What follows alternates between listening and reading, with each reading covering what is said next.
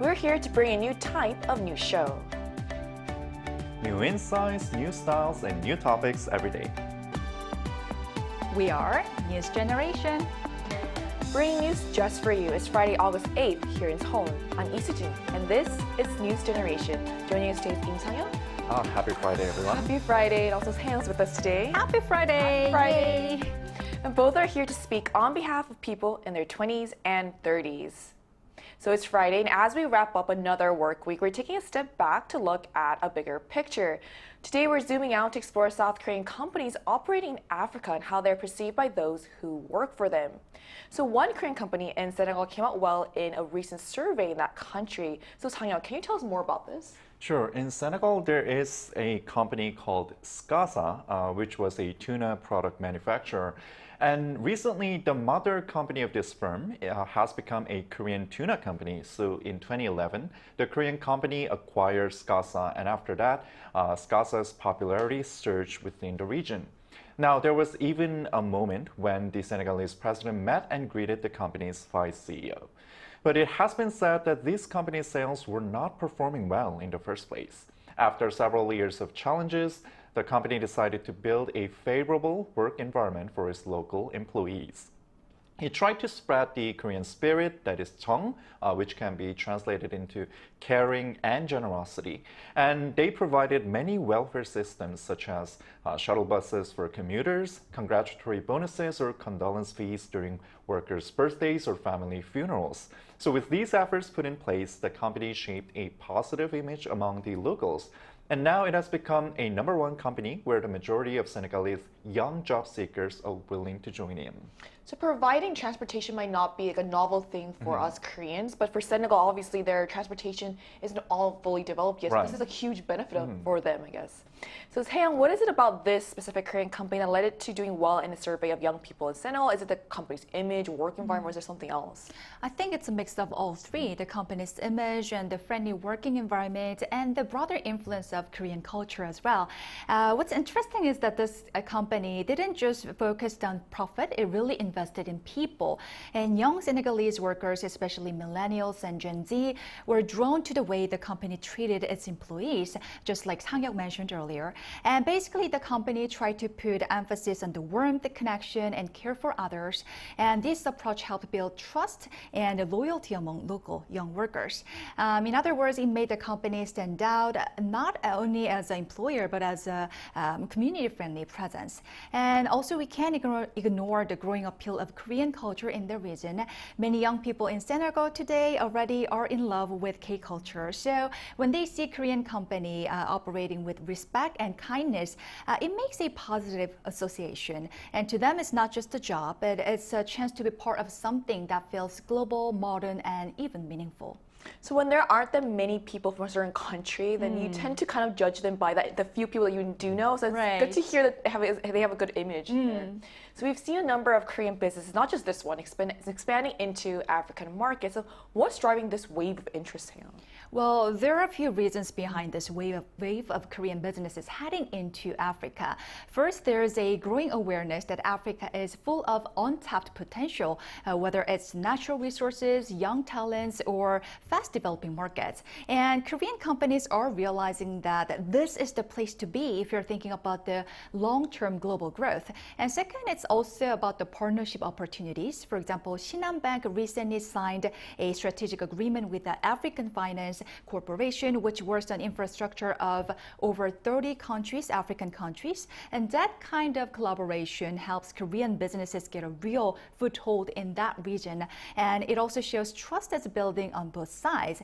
And another big driver is agriculture. A few weeks ago, at a major farming expo in Kenya, Korea had its very first national booth, and local farmers were super curious about the Korean way of rice farming, its techniques and know-hows, machines and everything. And Korean companies expressed their hope to export their know-how, technologies and everything. So it's a mix of economic opportunity, strategic cooperation, and Korea's willingness to offer practical solutions to African countries. And that is what's making Africa such a promising space for Korean companies right now. So you mentioned agriculture, and I remember I did a report in around 2023 for the Key Rice Bowl project, and I was able to talk to the Republic of Guinea's Minister of Agriculture and Livestock, the minister for that department, and he was saying how the demand and for rice has been increasing for a lot of African countries, Right, but they don't really have the infrastructure to support that, which is why for them reaching rice efficiency, and we're really the country to do that. And he said another point. I remember he pointed out how why this is a good project for many African countries is that Korea is also doing a technology transfer, so it can become Oh, I more long term, see. so they can also become self-sufficient. Yeah, I think that's one of the reasons why these African countries are very much interested in this advanced technologies of Korea. I agree, right, Yes. right. So if Korean companies are doing well in Africa, that must mean there's some level of investment happening there. So is Korea actively investing in Africa, Song? Indeed. So many Korean firms are actually rolling out their investments to African regions. So if you look at the screen over here, according to the recent report by the Ministry of Economy and Finance, the portion of the African region among South Korea's foreign direct investment increased from 3.4% in 2023 to 5.7% in 2024. Now, the rise itself is still weak, actually, compared to FDI in other regions. But you can see that the increase of investment in Africa is getting much faster. And the South Korean government also promised financial support of $6 billion to Africa from 2023 to 2025. Right, so to learn more about how Korean firms are doing in Africa, we're going to speak with a young person from Kenya who will tell us what Korean brands and businesses look like from his perspective. And that conversation will take right after the break, so stay tuned.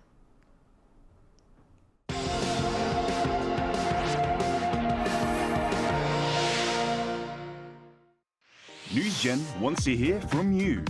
Go to YouTube and search our channel Arirang News. Click Community and leave a comment down below. Make a new type of news with us. We're joined today by Collins, who's originally from Kenya and currently he's working in Korea. So hi Collins, thank you so much for connecting with us today. Thank you so much, and good morning to you all. Good morning. So we've heard that many young people in Africa are interested in working for Korean companies like yourself. So is that really the case, and why do you think that is? Actually, I'd say confidently, I'd say yes. The main, actually not main reason, but we have quite a good number of reasons. First of all, is that exposure to the Korean culture that I think is getting more to Africans right now. Like Kenyans, we can say they're getting to know more about South Korea, to know more about their culture and everything, and they want to indulge more, which makes them even want to get into the job culture and the employment culture here in Korea, of which I think the number is increasing like continuously and continuously. That's actually a good sign to hear. So, Collins, then, how has the global popularity of Korean culture, especially the Hallyu wave, played a role in making Korean companies more appealing to young job seekers like yourself?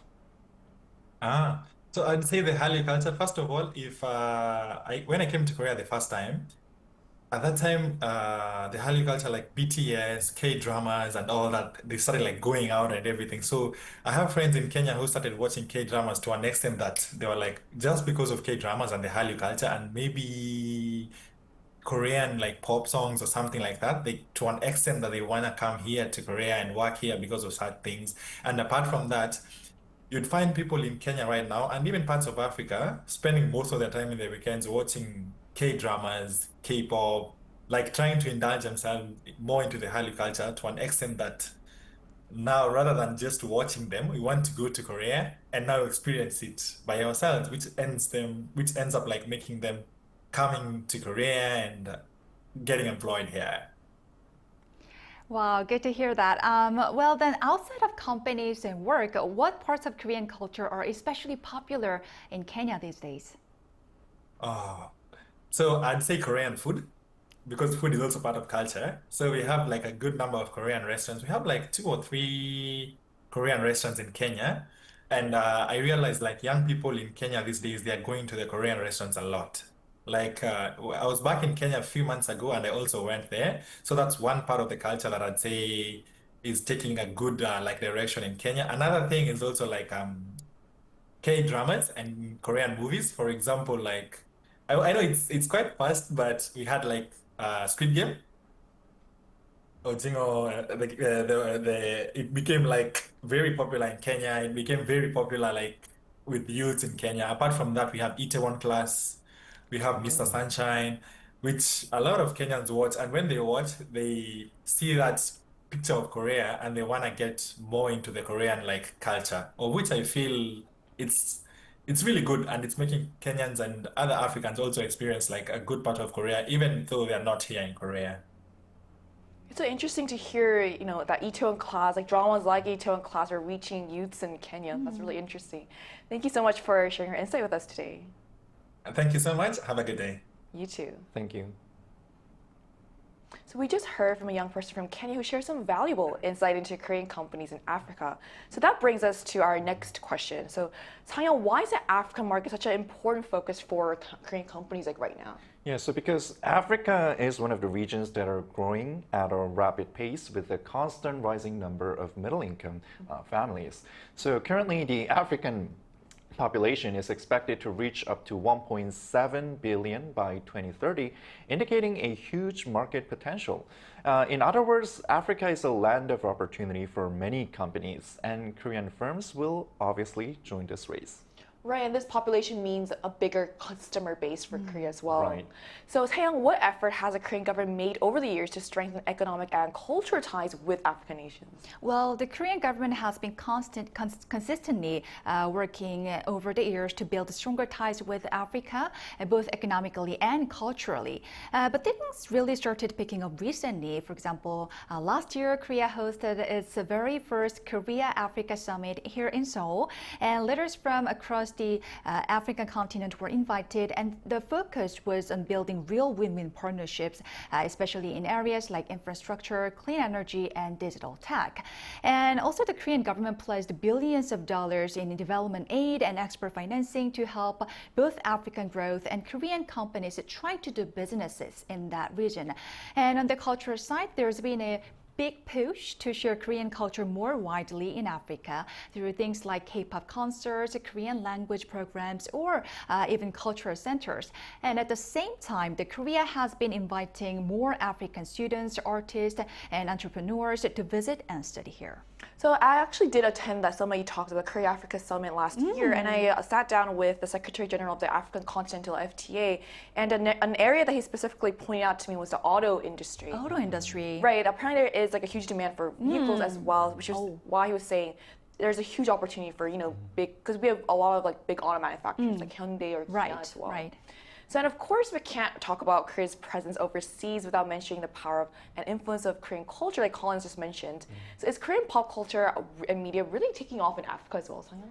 Well, not only the hard power such as automations or machines, but also the impact of Hallyu is gaining great uptick in Africa as well. Now, its popularity especially stands out in countries like Senegal, Egypt, Ghana, and Kenya. And according to the current analysis of global Hallyu status, the number of African Hallyu fans increased by around 103 times in 2021 when compared with the year 2012. Cultural fronts like K-pop or K-dramas, just like Itaewon Class or Squid Game, are also garnering attention. But sports like Taekwondo are also leading the Korean boom in the region. And as a result, more local Africans are willing to learn Korean language as well. And I think that's a really good sign of this becoming more long-term. Like people might get into Korea through K-pop, but then learning a language, I feel like, is really promising. And I also heard that the cultural atmosphere of Africa and Korea are quite the same. Africa also has a family-centric lifestyle, so I think there's some kind of commonality between the two regions. Oh, it's really interesting. So besides K-pop and dramas, what other aspects of Korean culture are gaining popularity in Africa, Sam? Well, another cultural wave that's really taking off in Africa is K-food, like Collins mentioned earlier. Just last year, Korean food exports to Africa reached $220 million, which is up 4.1% from the year before. And countries like Nigeria and Egypt are leading the trend. For example, exports to Nigeria hit $60 million, and Egypt saw a jump of over 18% in just 1 year. And now what's interesting is that this isn't just about the traditional Korean dishes. It's the instant and ready-to-eat food like ramyeon, 컵떡볶이, and frozen dumplings that are booming. And my mouth is watering now. And social media platforms like YouTube and Instagram have played a big role here.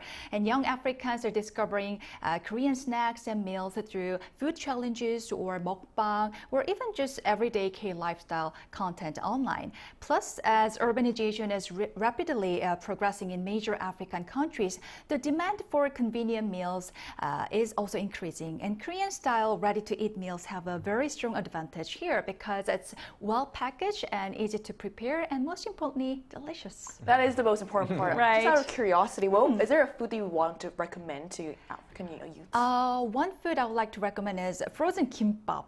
Okay, that's a Yeah, classic, maybe I feel like. freshly wrapped kimbap will taste much better, but frozen kimbap is not that bad. So I'll like to recommend So, frozen you've kimbap. actually tried them? Yeah, I've tried it before. I feel like I heard there's also like diet kimbap as well. Yeah, like buckwheat kimbap or gonjak kimbap. If you're on a diet and if you prepare healthier eating habits, I think it's a great option. So there's various different types of Korean food that people can look forward to, Yes. clearly.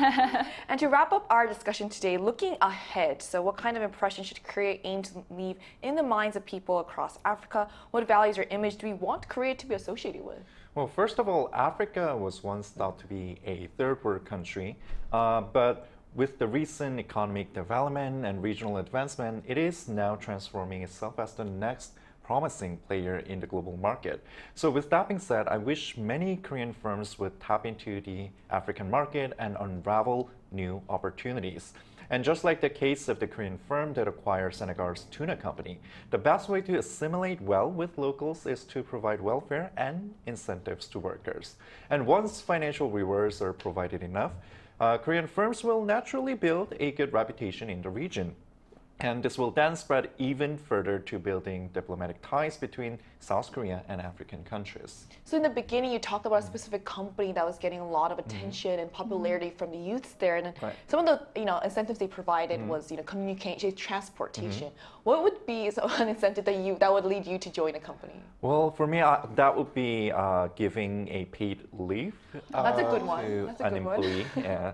I'm not saying this to everyone, but actually, because I can enjoy both. I can enjoy holiday, but also I get the money at the Right. same time. Right. But I think if you are to give paid leave to your employees, it should be like at least 3 weeks or 4 weeks, just like European countries. But of course, that would be quite impossible in South Korea. I'm glad you mentioned the specific time. It's not just pay leave is good, obviously. Yeah, we do have paid leave, but Yeah. it's like I've heard that it's only around like a week or 2 weeks It's for not most long of at the all. companies. Right. Like a month, it sounds really nice. And the companies should remember that the work efficiency goes up when you have a Exactly. good rest, right? Definitely Korean companies are listening. These are some tips. Do you have anything to add to this here? Right. I think Korea should aim to be seen in Africa not just as a source of cool culture or advanced technology, but as a warm, true partner. We want Korea to be associated not only with values like collaboration and innovation, but also warmth and sincerity. And this idea is deeply connected to a Korean feeling called Tong, we mentioned in the very beginning of the show. And if we think back to the tuna companies Hang-Young mentioned at the beginning, I think that's a perfect example. If that kind of heartfelt approach spreads beyond individual companies to broader cooperation and business partnerships, I think it could create even greater synergy and trust between Korea and African countries as well. I think Korea, there's a big divide between people who like the Chong kind of like Right. atmosphere. But I think what you said, like in Africa, a lot of African countries have the same kind of cultural, background as us. So then I feel like with that kind of, Chong kind of where you know what's going on in other Right, people's lives, right, that would right. work and with them. Yeah, The and feeling I- is really hard to describe. So if you understand it, it I will think work. they would, right? Yeah, and no one would actually refuse to receive care and consideration from others. So. Right, especially when you're going through something too. So as we've seen today, Korea's relationship with Africa is growing in exciting ways, from expanding job opportunities and business partnerships to vibrant cultural exchanges that resonate deeply with young people. So this isn't just a one-way story, it's a partnership built on mutual benefit. So African markets offer new growth and innovation possibilities for Korean companies, while Korea brings investment, technology, and cultural influence that inspire and connect with local communities. So it's a story of shared interest and great potential with plenty more to explore in the years ahead. We're also conducting a program survey that includes News Generation until August 17th to better meet our viewers' expectations. So please visit us at www.arirang.com or on the Arirang TV mobile app to share your valuable feedback. And by participating, you'll also have a chance to win Bluetooth earbuds and exclusive K-pop merchandise. So this brings us to the end of today's episode of News Generation. The News Stream will be back on Monday at 10:30 a.m. Korea time. Big thanks to Sang-yeon. Thanks for having me and have a nice day. You too, and also Taeyong Thank you. for joining us. And to all our viewers, thank you so much for watching, and we hope you have the best weekend. We are News Generation. Generation.